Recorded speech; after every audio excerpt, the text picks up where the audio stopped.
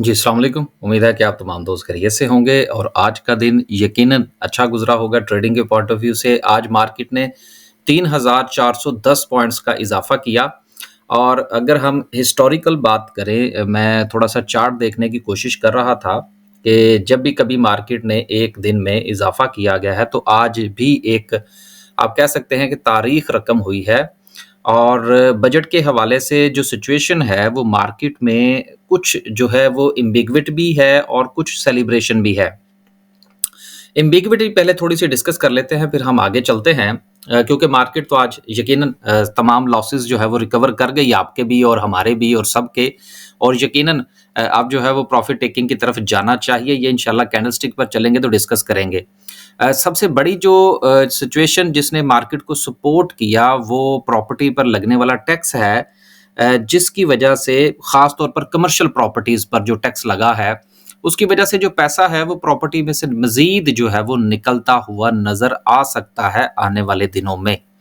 लिहाज़ा लोगों के पास जो अपॉर्च्युनिटी है वो स्टॉक मार्केट ज़्यादा बेहतर तरीके से फ़राहम करेगी आने वाले दिनों में एज़ कम्पेयर टू प्रॉपर्टी के। एक बात। दूसरी बात ये है कि जो ये बात हो रही थी कि बजट के अंदर कैपिटल गेन टैक्स में इज़ाफ़ा किया जा रहा है, फाइलर्स के पॉइंट ऑफ व्यू से, उसकी यकीनन नफ़ी हुई और आपको याद होगा कि कामरान खान साहब ने एक ट्वीट की थी और उसमें इस चीज़ के हवाले से बात बहुत तफ़सील से बयान की गई थी और उस दिन भी मैंने ये कहा था कि ये कामरान साहब के जो इस तरह के जो ट्वीट्स होते हैं, वो यकीनन बहुत ज़्यादा कंट्रोवर्शियल होते हैं। तो एक तो बजट के अंदर सीजीटी में जो इज़ाफ़ा नहीं हुआ, वो उसकी वजह से भी एक पॉज़िटिव इम्पैक्ट आया। गो के जब नया साल चढ़ेगा तो उसके बाद हमारा जो स्लैब सिस्टम है, ख़ास तौर पर होल्डिंग पीरियड के हवाले से वो भी ख़त्म कर दिया गया है। लेकिन इसके बावजूद भी चूँकि सीजीटी में इज़ाफ़ा नहीं हुआ, प्रॉपर्टी के ऊपर टैक्स इंक्रीज़ हो गया, ये दोनों चीज़ें जो हैं ये डायरेक्टली मार्केट को हमें सपोर्ट करती हुई नज़र आईं। यहाँ पर सिर्फ़ एक चीज़ जो है वो मैं ज़रूर आपसे गुज़ारिश करता चलूँ और वो ये है कि स्टील सेक्टर के हवाले से तो यकीनन अपॉर्च्युनिटी जो है वो बजट के अंदर बताई गई, उनके ऊपर उनके स्क्रैप के ऊपर जो टैक्स था सेल्स टैक्स के हवाले से था वो ख़त्म कर दिया गया, तो वो अपॉर्च्युनिटी बनती थी। लेकिन सीमेंट के ऊपर जो फेडरल एक्साइज़ ड्यूटी है वो 2 रुपए से बढ़ाकर वो 3 रुपए कर दी गई। लेकिन इसके बावजूद भी सीमेंट सेक्टर का की जो परफ़ॉर्मेंस है, उसकी जो वजह है वो हमारा पीएसडीपी है। जो पब्लिक सेक्टर डेवलपमेंट प्रोजेक्ट्स हैं, उसमें बहुत ज़्यादा इज़ाफ़ा हुआ है और इसके साथ जो हमारे डैम्स हैं उनकी वजह से भी जो पैसा उसमें इंजेक्ट होगा तो यकीनन डैम में सबसे ज़्यादा सीमेंट और स्टील ही इस्तेमाल होना होता है। तो उस पॉइंट ऑफ व्यू से गो के फेडरल एक्साइज़ ड्यूटी में इज़ाफ़ा हुआ है, इसके बावजूद भी सीमेंट सेक्टर की परफ़ॉर्मेंस जो है वो हमें आज बेहतर देखने को मिली। बाकी आगे चलते हैं और बैंकिंग सेक्टर के हवाले से भी 1-2 बातें हैं, वो भी इंशाल्लाह डिस्कस करेंगे।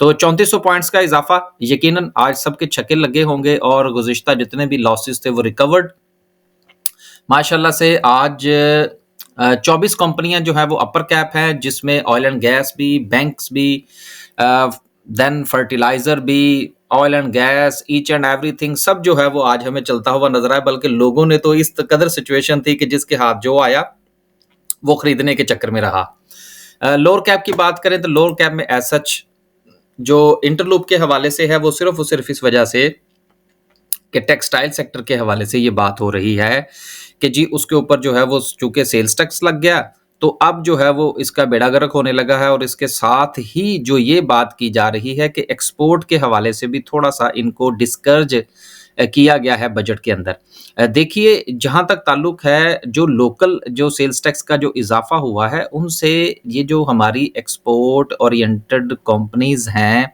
बड़ी-बड़ी निशात मिल्स हो गया, निशात चूनिया हो गया, इंटरलूप हो गया, इसके अलावा गुल अहमद टेक्सटाइल हो गया, ये जितने भी बड़े-बड़े यूनिट्स हैं, चूँकि ये एक्सपोर्ट ओरिएंटेड हैं। गो के इनका लोकल भी काम है, लेकिन ज़्यादा चूँकि ये एक्सपोर्ट करते हैं, तो इसलिए एक्सपोर्ट के अंदर इनके जो मामलात हैं, इनको किसी ना किसी और तरीके से, चाहे वो मशीनरी की इम्पोर्ट के हवाले से हो या इनकी केमिकल की इम्पोर्ट के हवाले से हो, इनको कोई ना कोई छूट दे दी जाएगी, लिहाज़ा ये एडजस्टेबल हो जाएँगे। तो आने वाले दिनों में इसके ऊपर मज़ीद प्रेशर आता है, तो मैं तो खुद देख रहा हूँ कि जब ये थोड़ा-सा मज़ीद अच्छे लेवल पर आएँगे, तो टेक्सटाइल में अपॉर्च्युनिटी बनाने में कोई मुज़ायका नहीं होगा। आगे चलते हैं।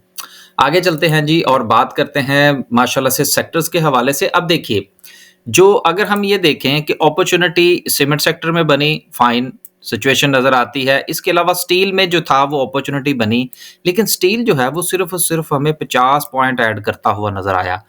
पेपर और बोर्ड के हवाले से जो था वो अपॉर्च्युनिटी थी, लेकिन सिर्फ़ 35 पॉइंट्स ऐड हुए। ग्लास के हवाले से अपॉर्च्युनिटी थी, लेकिन सिर्फ़ और सिर्फ़ 35 पॉइंट्स जो हैं वो ऐड हुए। अब ये चीज़ें जो हैं ये बड़ी इम्पोर्टेंट हैं कि जिन सेक्टर्स को डायरेक्टली जो है वो किसी न किसी हवाले से जो है वो नवाज़ा गया, या आप यूँ समझ लीजिए उनके ऊपर टैक्सेशन नहीं हुई या उनको अपॉर्च्युनिटी दी गई, उनके हवाले से बहुत ज़्यादा पॉइंट्स जो हैं वो हमें नज़र नहीं आ रहे।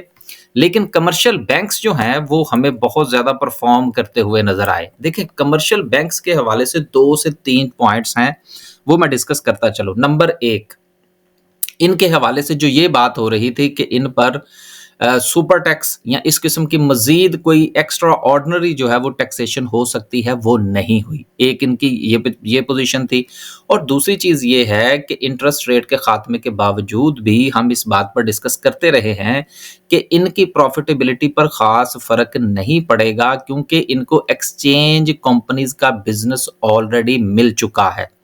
और तीसरी बात ये है कि चूँकि होल्डिंग पीरियड के हवाले से जो मामलात हैं वो 1 जुलाई से शुरू होंगे। लेकिन अगर आप 30 तक आपके पास कुछ शेयर्स मौजूद हैं, तो वो एज़ इट इज़ ही चलेंगे, और उनके ऊपर लॉन्ग होल्डिंग पर जो आपकी जो टैक्सेशन के हवाले से जो सीजीटी है वो उसी तरह से 0% रहेगा 6 साल के बाद। अब इनकी जो डिविडेंड यील्ड है वो चूँकि बहुत बेहतर है as compare to other sectors के, तो इसलिए हमें बहुत सारे ऐसे शेयर्स जो हैं वो आज परफ़ॉर्म करते हुए नज़र आए जिनकी डिविडेंड यील्ड बहुत अच्छी है। तो लिहाज़ा उस पॉइंट ऑफ व्यू से भी बैंकिंग सेक्टर में आज हमें बहुत ज़्यादा तेज़ी देखने को मिली। आखिर में एक एम्बिग्विटी जो है वो अपनी जगह पर कायम है, और वो ये है कि बजट में जो एक डॉक्यूमेंट है जो यकीनन तमाम दोस्तों के पास है, और रफली हो सकता है कि आप आज तमाम जो वीडियोज़ हैं उसमें इस चीज़ को डिस्कस किया जाए कि जो 15% का जो सीजीटी था वो था हमारे फाइलर्स के ऊपर, और 30% की जो स्टार्टिंग थी वो थी नॉन फाइलर्स पर। लेकिन जो डॉक्यूमेंट हम तक पहुँचा है, उसमें ये स्टार्टिंग जो है वो 15% से हो रही है। तो लिहाज़ा ये भी एक रीज़न हो सकती है इस एम्बिग्विटी की आज मार्केट में पॉज़िटिविटी की।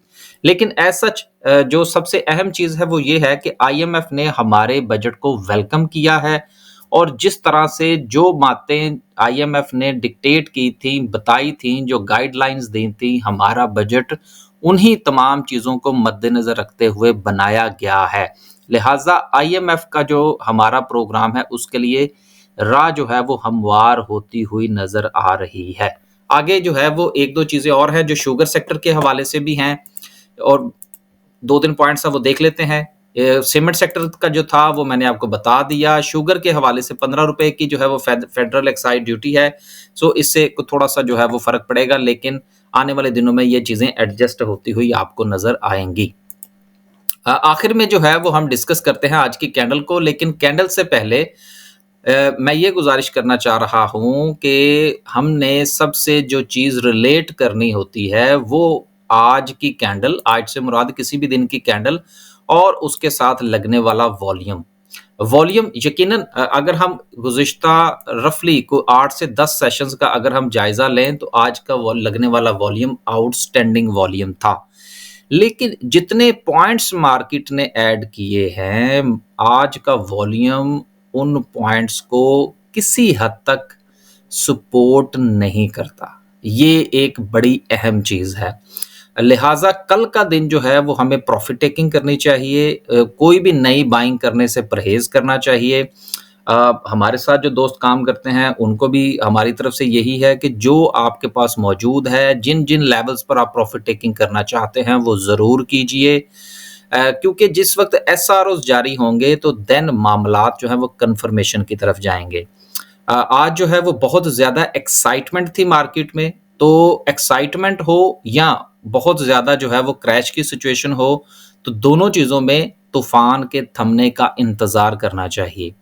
ऊपर की तरफ परवाज़ है, जो कुछ पास है उसकी प्रॉफ़िट टेकिंग करने में कोई मुज़ायका नहीं है और जो जिस सेक्टर की हम बात कर रहे थे वो था टेक्सटाइल सेक्टर, उसमें अपॉर्च्युनिटी आज भी बनी है। अगले एक आध दिन भी इसके ऊपर प्रेशर जो है वो कंटिन्यू रहेगा। अच्छे लेवल्स पर टेक्सटाइल सेक्टर में पोज़ीशन बनाने में कोई मुज़ायका नहीं है। अब तक के लिए सिर्फ़ इतना ही, इजाज़त दीजिए, इंशाअल्लाह एक नए व्लॉग के साथ हाज़िर होने की कोशिश करेंगे। अल्लाह हाफ़िज़।